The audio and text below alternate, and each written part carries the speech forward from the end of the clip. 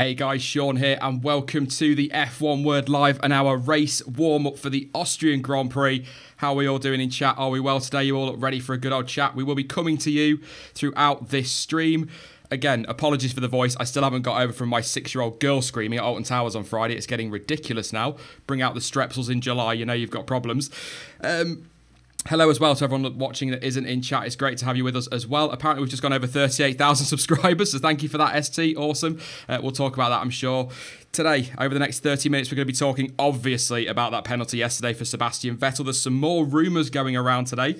Yes, about the driver market. Silly season has been pretty much rumbling on since Australia, I think it's fair to say. And, of course, we'll be going over predictions. Sean versus Jonty, and we'll get you guys' opinion as well. But let's hop straight into this and say a very good afternoon. It's a lovely day, but it's a bit hot to Jonty. The afternoon still feels like morning.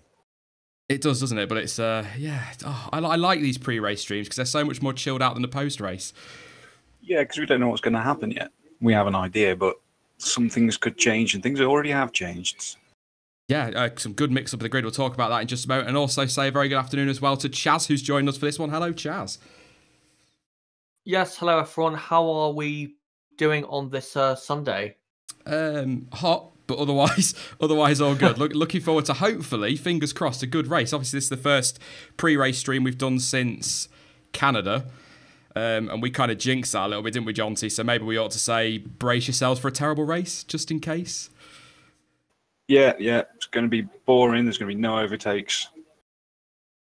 We've just got to be careful, haven't we? We've properly jinxed it, set everyone up for a fall big time. We'll start off, though, with... should we get the controversy out of the way? I think we should just do it. Sebastian Vettel's penalty. Three-place grid drop for impeding Carlos Sainz. From what I've seen on Twitter, Jonty, to be fair to people, and I've spoken to some proper... Vettel fanboys, they've even called themselves Vettel fanboys, who agree with the penalty, but the biggest problem people seem to have is the inconsistency of the stewards, and Canada is one that they keep bringing up a lot as an example. Yeah, absolutely, because Canada was just ridiculous. There was it 3-4 cars all weaving around, crawling along the main straight, which was just bonkers. And I think, did no one actually get a penalty? There was just reprimands, or did Hulkenberg get one?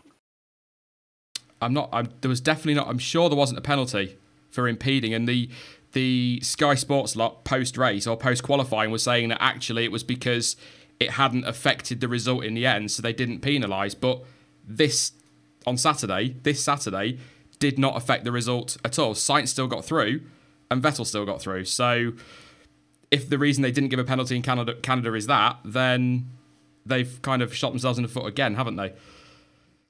Yeah, it's ridiculous. We were seeing at the start of the year some consistency from them. Yes, some of the decisions were a bit silly, but at least they were consistent, and now they've just gone back to what it used to be. It was ridiculous. If it's going to be a penalty for impeding, no matter the outcome, then fine. Everyone gets one. But if they're going to pick it on a case-by-case basis, it just makes a mockery of the whole system.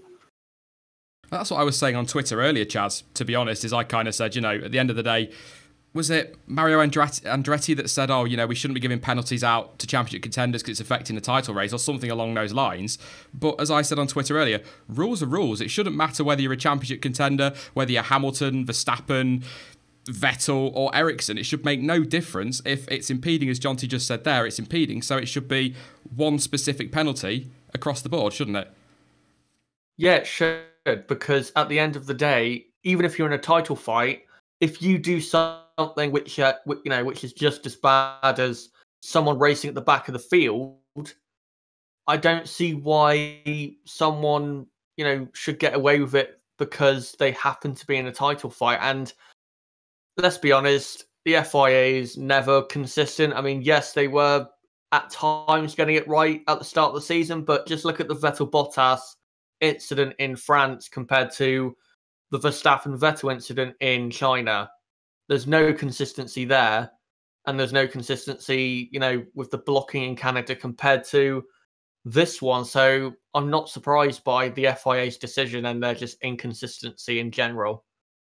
Yeah, I mean, tinfoil hats on for a second, Jonty. Do you think some of this result some of that penalty decision could come down to the fact that the FIA were massively criticised for not giving Vettel more of a penalty in France. Do you think that was possibly in the back of their minds a little bit? I wouldn't be surprised. The FIA do seem to think like that sometimes. We can never know for sure, but I would like to think that that's not the case. You never know, do you? It's an odd one. Do you agree with the penalty, Jonty? Do you think it should have been more than 3 places, or do you think the penalty kind of fit the, in quote marks, crime? It's not a crime, but you know what I mean. Well, it's the same as penalties we've seen before for impeding. It's pretty much always been 3 places. So that's fine. The severity of the penalty is fine. It's just a case of whether it should have been or not. Do you think it was the right decision in the end?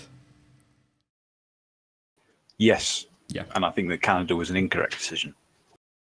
I agree. I think I got some stick in the comment section to the qualifying report saying that we didn't say anything about Canada. I explicitly, is that the right word? I don't know. Remember quite vividly that we were pretty livid, to be honest, Jonty, in the pre-race stream. We were quite angry that there was no penalty given. Yeah, because it wasn't just detrimental to people's qualifying performance. It was also very, very, very dangerous. Well, yeah, what's Vettel doing at that point? He's got to be 200 miles an hour and he's coming across cars doing what, 60, 70 miles an hour maximum? Yeah, exactly. The closing speed when you saw it from on board was unbelievable. And just if they just clip a wheel just a tiny little bit with that speed differential, he's taking a flight. Yeah, it's potentially catastrophic, isn't it? And it just... Yeah, they just need to be consistent. But as somebody said on Twitter earlier, I've forgotten your name. I'm so sorry. If you're watching, do say in chat. But it is difficult to get things right consistently in sport, isn't it? We see it in football. You only have to look at the World Cup. It just depends on who your referee is. And this is why we've said it so many times. I think that what we need is 5 or 6 stewards that go to every single Grand Prix and don't change, that are completely independent. And that way you've got consistency across the board, because you've not got a different referee, if you like, every week. Yeah, absolutely. And we need, ideally, team of 6, 3 FIA stewards, 3 former drivers. So you've got both of the viewpoints, one from the really strict rules and one from an actual driver's perspective. Yeah, absolutely. That'd be absolutely perfect. I think it'd be just the best way to deliver consistency. They're always going to get criticised whatever they do, because Vettel fans will be mad if he gets a penalty. Hamilton fans will be mad if he gets a penalty. It's always going to happen. It's the same if your football team plays, though. It's not just Formula One. You know, if I'm watching Man United play and there's a penalty, the FA Cup penalty, for example, with my neutral head on, that's quite clearly a penalty. But when I'm watching it, that's never a penalty. So, you know, it's just the way it goes in sport, isn't it? But what this has done, Chaz, is it's given us the opportunity to see a bit of overtaking from Sebastian Vettel, potentially.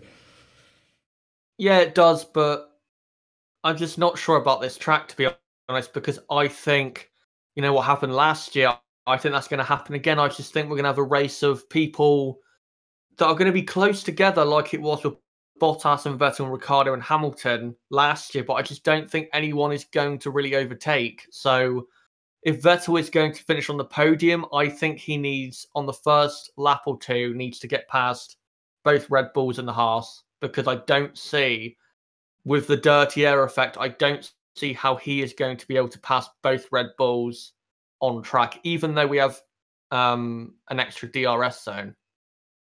He's got to clear Grosjean. That's got to be his priority off the line, because they've got the same engine, haven't they? They're supposed to have the same engine. I'm sure they have. I'm not saying that they haven't, but they're supposed to have the same engine in the back of that thing. So it's going to be tougher for him to overtake them than the Renault-powered Red Bull, which isn't particularly brilliant anyway. But it's not the only penalty. We've got a few more that came out today. Fernando Alonso will be starting from the pit lane. He's also taken a new MG UK because he had to change his front wing, because when he damaged it yesterday in qualifying, that was his last front wing, Johnsy. How many front wings has he got through? So they've had to change the spec, which means that it's technically taking the car out of Parc Fermé, and therefore he's got to start from the back of the grid as per the rule, or the pit lane, sorry, as per the rules. So not great for Alonso, to be honest, Jonty, is it? It's going to be tough for him to overtake because there's, you know, power deficit in that Renault engine, but at least he's definitely going to avoid that carnage potentially in turn 1 and 2. Yeah, he could have some fun with it. I mean, we do know he still likes to fight with people, so maybe he'll be able to have a laugh and not be so miserable on the radio. Yeah, hopefully he'll get a good weekend out of him. He could do with a decent result. There might be some chaos and a bit of carnage today. We haven't got a Daniel Kvyat to torpedo into turn 1, so maybe not quite so much carnage, but we'll see. Brendan Hartley also got a penalty. Has he changed his full power unit, did we say, Johnsy? Those were the reports I saw on Twitter. He's taken full power units, have gone to the back. Which I think, to be honest, I know this is kind of a little bit of a loophole in the rules, I guess you could say, but it makes sense if he was starting, 19th anyway, was it? So he might as well take the change, hadn't he, really? Oh, yeah, absolutely.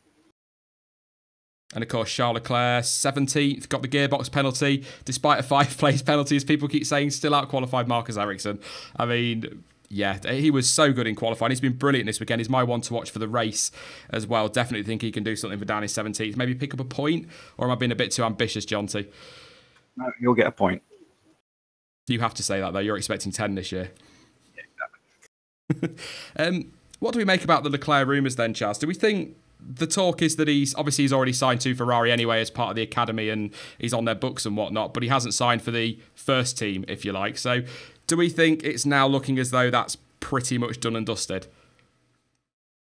Given his performance in France, I think it is, because with a young driver and when they're linked with a top team, normally the top teams will wait until they get experience, but the only way they put in that young driver is if he puts in a performance which is so good you just cannot not have him in the car. Like Verstappen a couple times in 2015, Perez before he went to McLaren, like his podiums, they were so good performances. You just could not put him in the car at that time. And I think with what Leclerc has done in France and other races, and for example, Baku, I don't think you can keep him in that Sauber. I think you have to put him in the Ferrari because I think he's done too well.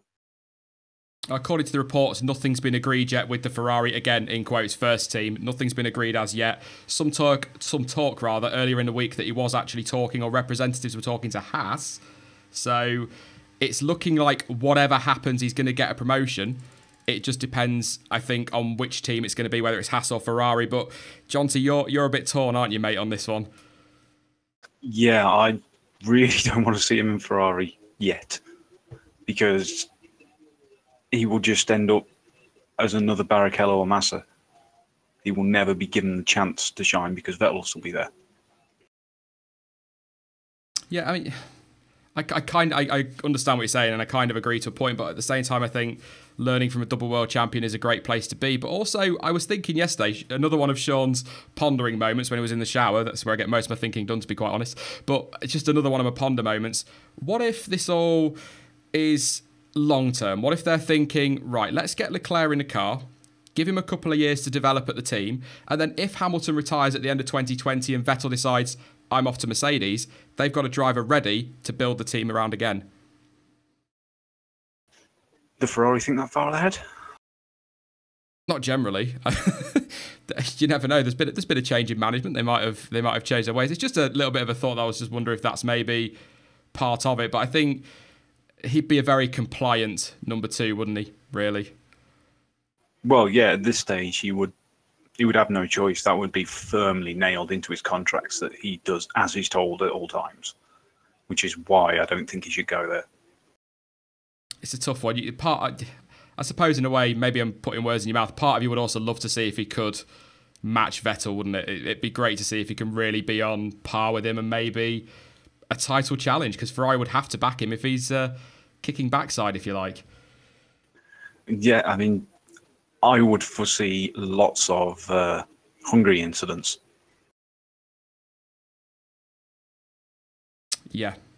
I did call him a double world champion, Darth. Of course, Sebastian Vettel is a double world champion. He's a 4-time world champion. Sorry about that. Another one of my classic mistakes. By the way, yesterday in the video, it was 19 100ths of a second, or 1,000ths of a second, not 100ths. So there you go. I just wanted to clear that up. Before I talk about Red Bull, because I do want to cover that, even though it's not really a big controversy anymore, we've got some unfinished business from France, haven't we, Jonty? Insure versus Jonty. Now, bearing in mind when you see the scores and how it's going, we have had 15 predictions each in total, and we're not very good at this, Jonty, let's be honest. But I managed to get the retirements, I think. I managed to get right in the end. That's the wrong one, sorry. I'm going to go back to France. That is this one. So we'll do France. Screw it. There we go. We will come back. I thought that was odd, Bottas on pole. But yeah, we both got pole position right in France. That was pretty much obvious. You got the race win as well with Lewis Hamilton. I thought Vettel was going to do it. You weren't a million miles away with your podium, mate. One position out with Vettel. Yeah. Get half a point for close. No. At the end of the season, if we're tied at the end of the season, which is possibly where it's going, because I think we're 5 apiece now, but we'll take those sorts of things into account. So I got the safety cars right, which was a bonus, but neither of us anywhere near the fastest lap. It was Bottas. I'd forgotten about that. He got the fastest lap in France. And as I say, John T, 5 apiece. We appear to be a bit tied up, but it looks, based on our predictions, that we could split this weekend, but we'll have a look at those in a bit. Yeah, I think we're quite different on this weekend. There's definitely a good mix in there, but yeah, it's just a bit of fun. And I know we get a bit of flack for our predictions, and people are asking me to start predicting for other people to win because I'm jinxing everything, but it's just a bit of fun. So yeah, we'll look at the Austrian Grand Prix ones again in a moment properly, but I want to talk about Red Bull, and the reason I say it's not really a controversy anymore is after quali yesterday, John T, there was quite a lot of fuss being made about it by Ricciardo, or not a lot, but a bit, and quite a bit on social media as well. But overnight, it seems to have died down. Ricciardo's accepted it. Verstappen's happy. Horner's diffused the situation. It's all kind of gone away a little bit. But not often, maybe people will say this, but I tend to agree with Verstappen. If that was an agreed strategy by the team that happens before every race weekend, then it's tough luck, really, for Ricciardo, isn't it? Yeah, pretty much. If that's what they've done all season, that's what they've all agreed to. It seems a little bit harsh with the nature of the track, and they should maybe think about that a bit more. You know, imagine when we get to Monza, one's punching a hole for the other one the whole time. That's worth, you know, a good 0.3 of a second a lap. Yeah. Do we think they could have maybe made an exception because it's such a short lap, Chaz, and given Ricciardo a run towards the end behind Verstappen, or do you tend to agree that really, if that's what the team's doing, then it is tough?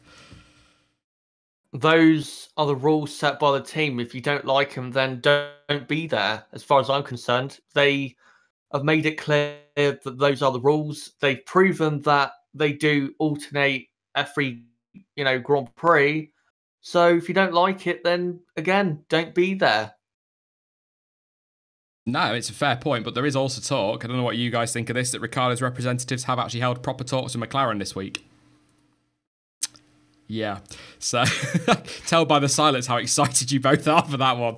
But apparently it's certainly been discussed, and my thought yesterday was, with this sort of thing going on, would this push him over the edge? But at the end of the day, if it's all been diffused, then probably nothing to worry about too much there. But yeah, I think it was on Sky Sports. I don't know if you're watching Sky, John, to your Channel 4 today, but there was something on Sky Sports saying that if Ricciardo goes to McLaren or leaves Red Bull, they'll take Gasly and not Sainz. That would be a mistake. And it would also be a bit of a knife in the back to Sainz, really. You know, he's at Renault with the thought that, he's still in contract with Red Bull. So when someone moves, he goes back there, steps up again. That would be a really harsh move against him.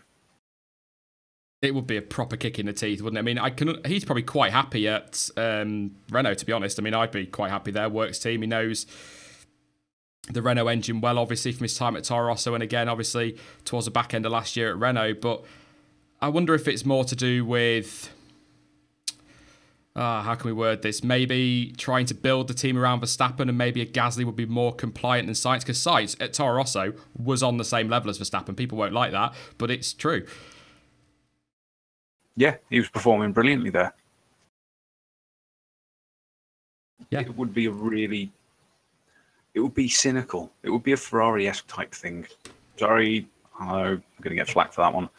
But, it's really underhanded. And I don't like that. Yeah, I think it would be a real kick in the teeth. I think Sainz is good enough to drive that Red Bull, definitely. So I just thought it was nailed on that if Ricciardo left, he would go. But apparently not. It looks like Gasly. I'll take a few of your comments, a few on screen there from Twitter. So you know that I post on Twitter and obviously take some of your comments when I can. Vlogging at Charlie, thank you very much for your donation, mate. He says it's my birthday tomorrow. Happy birthday for tomorrow, mate. I played Sharp Minor. Also donated. Thank you very much for that. He says, is the time spread of the grid smallest in years? it's quite tight, actually, when you look at first to 20th, and that midfield's very tight as well, isn't it, Jonty? It's a lot closer than it has been in the last couple of years. Yeah, I mean, it's less than a second between first and eighth, which is quite a close-up for this year. Yeah, it's closer than we were in 2014, weren't we? There was a second and a half between the Mercedes and the rest of the field. But vlogging at Charlie again, thank you very much, mate, for another contribution. Thanks for your support. It's all going towards Silverstone next week. Cannot wait. He says Pepsi, Coca-Cola or petrol. It's got to be petrol, surely, Jonty. No, I'm quite partial to both Pepsi and Coke, but Coke if it's fresh, Pepsi if it's flat. I know that sounds weird. Weirdly, a little bit off topic from Formula One, but apparently flat Pepsi or flat Coke is a great cure for a hangover the next morning. Yes, it is, and it's also very good for cleaning metals. There you go. There you go, people. If you didn't know what to do with the Coca-Cola in your fridge, you can either get drunk and use it to cure your hangover, or you can clean your spoons. I don't know. I don't know why I went with spoons there, but why not? Take a few of your comments from chat as well. Toasted Bean says Black Flag Vettel, he will be parked into a front of a car. Just having a flick through. Cola is good for cleaning toilets as too, says Patrick. The mighty dash Ricciardo to McLaren might be the best move ever. What happens every time Alonso moves away from a team? Use the Alonso curse to your favour. It's obviously mostly coincidence, but it's a fair point, isn't it, really, Chaz? I mean, usually when Alonso leaves a team, they make big strides forward, so maybe Ricciardo's bearing that in mind. Maybe, but McLaren is so bad, I don't even think, like, if they improve a bit, I don't think it'll be enough because their car is so bad. Like, this weekend, I'm sorry, Alonso did a great job to get into 14th as far as I'm concerned. It's so bad. Just saw one there. Horner said everyone was well aware of the rules. That's from Soldry. Yeah, absolutely agree. Or Soldry, however you want me to say that. TRL in before Grosjean podium. It's not. Do you know what, Jonty? That's possible from 5th on the grid, isn't it? If a little bit of carnage ahead of him and things go his way, maybe a safety car. Yeah, he certainly could do that. And the pace he's had this weekend, he's been sort of continually quick in all the sessions. So he's on for a good result. Just don't do something stupid. That's it. And if he grabs a podium, he's going to shut a few of us up, isn't he? Let's be honest about that. Yeah, absolutely. I'd love, I've got nothing really against Grosjean. He's had a really poor start to the year, but he's shown plenty of times. As I said yesterday, him and Magnussen are more than capable of getting a result out of that car. So if he keeps it clean, he's got a good chance. And I have to say as well, towards the sharp end of the grid, he's less likely, knock on wood, to be involved in an incident than if he's somewhere in the midfield, isn't he? So he's got a good chance up into turn one. We'll see. It'd be awesome. Why does Chaz not have a prediction, says Red G? It's just because the first couple that we did, I don't think Chaz could make it, and it just started off as Sean versus Jonty. But we'll get Chaz's predictions in a bit when we do ours as well. You have your own Murrayisms, Seanisms maybe. I have a few. It's quite scary to have a few. Who will he replace at Haas? Oh, Leclerc. That's a good question. That could be tough. Because if there's a little bit of me. I'm going to do my 2019 predictions next season for while I'm away for you all. But a little bit of me gets the feeling that Haas are going to stick with their drivers. So let's speak hypothetically. If Leclerc does go to Haas, starting with you, Chaz, who does he replace? Right now, it'd have to be Grosjean. And yes, Grosjean's doing well, but Magnussen this season has done it consistently. So it would have to be Grosjean, surely. Yeah, I'd agree with that. Grosjean needs to have a really good race today, and he needs to put in some consistent point scoring sort of for the next 3 or 4 races before he has any more moments, shall we say, to make sure that he can keep his seat. He needs a good few races, doesn't he, now, just to... the reason I say that they might stay, and my feeling is that they've already said they want to repay his loyalty, because he went to them as a new team, didn't he? And... he didn't have to go there. He took a gamble on them. He stuck with them through the tough times. And I think they're maybe looking at it in that same way, And better the devil you know as well. We have to bear that in mind, But we'll see. It's all going to fall into place over the next few weeks. You'll probably find it because I'm at Silverstone from Wednesday. There'll be an announcement on McLaren Wednesday, Red Bull Thursday, Ferrari Friday, Mercedes Saturday, because that's just... I was going to say sod's law, but that's Sean's law. It all goes a bit wrong when I go away. But let's jump into these predictions. You've already seen them, so I've kind of already ruined it. But it is our Austrian Grand Prix predictions. I've already got 1 point with Bottas on pole. You went with Vettel, Jonty. But I think we're both going to be a little bit disappointed with our winner prediction. Yeah, I mean, because obviously we do these before practice. I really didn't think the Mercedes was going to be so far ahead on the time. I really didn't. I just thought Bottas would have a good day because he's pretty good around here as well. He was good here at Williams. Both went with Bottas for the fastest lap. I went with half the retirements you did, though. So it's going to be interesting, this one, Jonty. I'm looking forward to it. I'd like to see Bottas do well. I think he deserves a bit of luck. The luck hasn't been on his side, has it, this season so far? So it'd be great to see him do well. But at the same time, a Vettel win, one, would be great for points for us in our little competition. But two, it means we've probably had a pretty good race.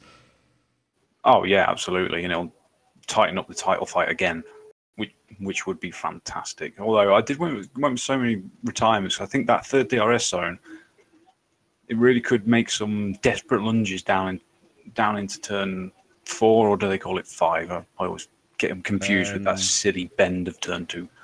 How they can call that a corner, I don't know. That's a kink in the road, if that. If that's a corner, then the first corner in Monaco is on the pit straight. Yeah, but I think people could be having a dive down there, and there could be some tripping over. But look at what Markelov did up to that second braking point in F2 yesterday. Overtake of the year. Was it three cars, wasn't it, in one corner? Well, along that straight and into the corner, and being pushed off onto the grass on the inside. Just an unbelievable overtake. They were our predictions. Chaz, then, what are your predictions for the race, your winner, and what? Obviously, don't try and predict pole position, mate, because we know you're cheating because we've already got a pole sitter, but winner, podium, and retirements and whatnot. For winner, I'm going to go Lewis Hamilton because I think he'll have enough pace over the 71 laps to beat Bottas, even if Bottas is leading from Hamilton and it's, within a second. I think Hamilton has the pace to beat him. Bottas second, Vettel third, because I think Vettel somehow will get past both Red Bulls and the Haas of Grosjean, and then Kimi will let him through. So that's Vettel third. Raikkonen fourth. I'll do the 2 Red Bulls and the Haas as well. Verstappen fifth, Ricciardo sixth, and Grosjean seventh. What was the other one? Retirements that you wanted me to do? Jonty went 6, I went 3. I'm going to go 5. I think one of the Toro Rossos, maybe both of the Williams, one of the McLarens, and I don't know, maybe a Renault. Yeah. I mean, I will say actually on Williams very quickly because we're going to have to go in a minute, but I have to say it's quite sad in a way that we're talking about Williams in this way, but that was a very good lap from Lance Stroll to get through into Q2, wasn't it, Jonty? I know he was quite lucky with the yellow flag towards the end to stop others improving, but credit where credit's due. It was a good lap to get through in that car. Yeah, I mean he put the time in. The yellow flags aside, he still had to do the time before the risk of anyone overtaking him. So he really did string it together quite well, certainly in the middle sector, which is a bit more difficult for Williams than the other teams. But speaking on Williams, did you see the email? Yeah, I did. I did. Priorities well in order there. Yeah, I mean, I've got it here. For anyone who hasn't seen it on Twitter, there was, thanks to the glory of 4K TV, Claire Williams with phone in hand and an email saying, "Hi Paul, Claire or Paddy may have already mentioned, but as an engineer, you need to be wearing shirt and trousers, not shorts and t-shirts, especially if you're sat on the pit wall. Thanks." This was during qualifying. Is that really where their priorities are lying? It just kind of highlights exactly what's wrong there right now. It does. It really, it's very bizarre. Who cares if he's wearing shorts? I mean, come on. I know they've got a uniform code probably, but I mean, it's not flipping school. Does it really matter? Especially when you see Ted Kravitz walking around in flip-flops and shorts all day. I know he's not anything to do with Williams, but, it's obviously not a safety thing, is it? Just maybe a bit of focus on the car, although we'll come on to that maybe in the post-race stream about Williams, because I've got something I did want to talk about, which is quite interesting to do with them, so we'll cover that in just a second. Before I take your predictions for the race then in comments, I'm going to take a couple of questions, or a couple of comments at least, from the chat before we go. ST says, how 1990s is Silverstone camping service, Sean? Are you still struggling, mate? You need to get that sorted, because if you need a tent, you're going to have to let me know so I can pick you one up so you don't have to carry it all the way from Norway. But yeah, get that sorted, mate. It's cheaper than a hotel. It does take a while. He's kind of learning, Jonty, what it's like to be on hold in the UK. Oh, on hold in the UK is horrible. It's always been season. Always try to sell you something, aren't they, and play terrible music. It drives me absolutely mad. Will Seb win from 6th? I saw F2 race, not bad lot of overtaking. He could. 6th isn't too bad on the grid. The problem with F1 versus F2 is that it's a lot easier to follow and overtake in F2 than in F1. So, I mean, he should have the pace in the car. There should be good race pace in that car. So he's got a chance, and hopefully we'll see. Hopefully we'll get plenty of overtaking, because it would be good to see that. Vlogging at Charlie again, thank you very much for your contribution, mate. Really appreciate that as ever. Junior Cyclist says that Claire Williams needs to go. TRL, Williams resurgence in 2021 and then a steady decline. That's pretty much how it goes, isn't it, Jonty? They sort of make you look at 2014, big step forward, and then they just drop off again over a couple of seasons. Yeah, that's how it's been going, but this time they've gone further than ever, so that's the worry. That's a good point. Actually, Vlogging at Charlie predicts 20 retirements. I'd take 17 and a win for Leclerc with Ericsson second. That would be pretty awesome. But yeah, then I woke up. Hi, I'm seeing from ERT the qualifying highlights. Corbyn to run Williams. I'm guessing there's a chat going on in. Oh, you might mean Jeremy Corbyn. Yeah, we're not going to get into that. Where can I see the Claire Williams email? I'm sure Jonty will retweet that out for you a little bit later, or if you're on Discord, he'll pop it on there. I haven't got it actually, annoyingly. Yeah, that's a good idea. I might have to steal it from you, Jonty, because it's quite brilliant. If Leclerc goes to Ferrari, who's the next rookie into Sauber? That's another good question. I think that's maybe one for a video or a stream a little bit later. We've got a bit more time, but there's a number of Ferrari Academy drivers, isn't it, Chaz? There's Fuoco possibly is one of those. Giovinazzi still on possibly for a position. And I suppose it depends as well what happens in terms of where he goes. If he goes to Haas, there's no reason why maybe a Grosjean or a Magnussen might end up there, but it'd be a bit of a step back for them. Yeah, it would be, but I don't see why it needs to be a rookie. Why can't they just put Kvyat in the car? I think Kvyat and Ericsson would be, with a car that is making a lot of progress. And I think next year that Sauber will be consistently in the points, whoever's in that car. Why not, if Leclerc goes to Ferrari, why not just put Kvyat and Ericsson there? Because you've got experience, but also speed with Kvyat. So I think that's a pretty fine driver lineup. Yeah, I always forget about Kvyat, and the word, well, not the word, but the noises coming out of Ferrari is that he's doing a bloody good job. But without triggering any Kvyat fans in the chat, he's probably going to be doing a very good job because there's nothing for him to hit. I'm joking. It's a joke. I do like him. Ferrari isn't winning today. You fanboys will be upset again. Callum Eilert to Sauber for 2020. Callum Eilert, he was the one I was thinking of, Ferrari Academy driver. He's a shout. He's having a good season. Good weekend again this weekend in GP3. Can Ferrari pull a Mercedes, Monaco, and tell Grosjean to pull aside? Yeah, probably. I mean, we know the Saubers do anyway. Kvyat and Giovinazzi, says Christian. Who's Kvyat? It's just how the Brits... We're weird about how we pronounce things. We pronounced it Michael Schumacher for decades, and we were completely wrong with that. That's just what we do. Can Haas get to 4th in the Constructors this year, says TRL. It's going to be tough to overturn Williams, isn't it, Jonty? But they are right in that top end of the midfield mix. Possibly, in fact, definitely, this weekend, best of the rest. Good chance of some good points. Do you mean overturn Force India? To finish 4th? Haas. No, I can't remember. I've just missed a word in there somewhere, but I don't think they will. 5th or 6th. It's going to be a tight fight with Renault. It'd be a great underdog story, wouldn't it? Would be great. Oh, yeah. See. Yeah, I mean, McLaren aren't going to do much more. They will drop like a stone for the rest of the year. I'm going to read this before I take their predictions because I know that Jonty will probably get upset now. But Vlogging at Charlie says, Jonty to Sauber since he's ancient. Well, surely that should be to Williams or Ferrari because they're the oldest teams. Fair point, yeah. See, you take it so well. I'd probably go away crying for an hour because I do feel ancient sometimes. But in chat then, let's upset the mods. One surname, who is going to win the Austrian Grand Prix today? I'm standing by my prediction of Sebastian Vettel because I can't not, because it's already kind of out there and I can't go changing my mind. Yeah, we've given ours. I'm just looking forward, hopefully, to a good race. Some are saying that Mercedes will disappear. Can you see them vanishing, John T, or is it all going to depend on what kind of start Sebastian Vettel can get? It's going to come onto the tyres again. But the thing is, it's really unsure as to whether it's going to be an undercut or an overcut here.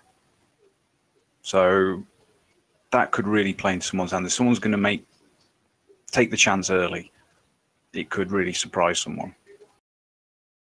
Yeah, it's going to be difficult to see. I mean, if Vettel doesn't get off well, I'm hoping Kimi can really show what he can do this weekend and perhaps challenge the Mercedes, but I think Ferrari's best shot, no disrespect to Vettel, to Raikkonen, is that Vettel gets up there. But here we go, and I'll fly through some of yours very quickly. I won't say your name because it'll take me too long, but Bottas, Sirotkin. Why Sirotkin? Bottas, Hamilton, Bottas, Verstappen. He's fourth. It's not impossible. Bottas, Vettel, Leclerc, Bottas, Verstappen. Hartley, go Kiwi, go. Great one. Bottas jump start again. It wasn't a jump start. It was, but it wasn't a jump start. Sainz, yeah. Ericsson, Sirotkin, yeah. The usuals. Kimi, not Alonso. I'd go with that one. Bottas all the way. A lot of love for Bottas, but it looks like most going with the Mercedes. And a massive thank you to Big E for your contribution there, mate. That is absolutely, yeah, I appreciate that massively. It is good. I'm just reading your thing now. It's definitely going to Silverstone. You're required to leverage this for a shoey with Danny Rick. Barring that, you're required to use this to purchase a themed bar drink called a shoey. Barring that, enjoy as you see fit, Sean. I will do, mate. If you are going to Silverstone, peeps, I'll have a chat a little. I keep saying peeps. It's 2018, Sean. It's not saying peeps, but if you are going to Silverstone, I'll be announcing some meetups. I think the kids call them or whatever, whilst I'm there over the weekend. So I'll do a few. Let me know if you're going. That would be awesome. But thank you very much for that, mate. I'm really looking forward to it. But we're going to leave that here for now. We are going to be back with the race debrief a little bit later on, around about an hour to an hour and a half seems about right, doesn't it, John T? Or just under that, sort of an hour and 15 minutes, because it just gives us time to make sure we've got all the reaction, doesn't it? Yeah, and gives the stewards time to catch up on stuff. Yeah, we'd spend less time staring at the F1 Twitter, and we can give you a bit more of a debrief and a bit more reaction. But of course, we will be back with that around about an hour to an hour and a half after the Grand Prix. I am going to be tweeting throughout the race and probably get my Twitter account barred again for tweeting too much, but never mind, I'll just have to sort that one out. But yeah, do follow me on Twitter, Instagram, Facebook, and to Discord. But as ever, thank you for watching. I've been Sean. This has been the F1 Word, and until next time, goodbye.